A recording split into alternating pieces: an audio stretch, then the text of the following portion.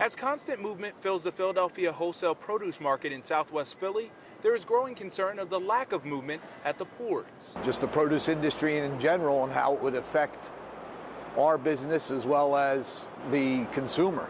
Mark Levin, the CEO of M. Levin & Company Incorporated, relies heavily on the ports for their imported produce. You've got ginger from China, you've got garlic from Mexico and Brazil. And their big-time product. One of our biggest items is plantains, which comes from Central America. Right now, they're banking on the piers in Wilmington and Camden. They are unloading fruit today because they're not part of that agreement.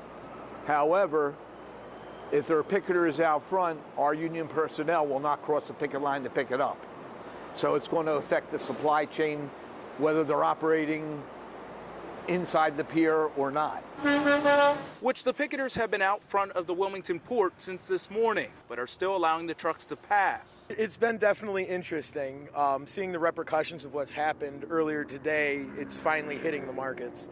Ryan Sunderland, a buyer at Kuzman, says the unknown of how long the strike will be is causing costs to already skyrocket on imported items. You've seen anywhere from 20% to 200% increase in pricing due to the scarcity, knowing you won't be able to get any in who knows how long. That means the cost will then fall on the consumer. What do the impacts look like, especially if this ends up being a long-term strike? Not good. Winter is typically not the growing season of the U.S.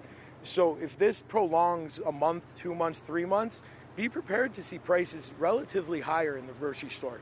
Now, both people that we spoke with say that they completely understand why the union is on strike, but they say, unfortunately, the ones that are going to be impacted are the consumers until both sides can come to an agreement. Reporting here in Wilmington, I'm Greg Payne, Fox 29 News.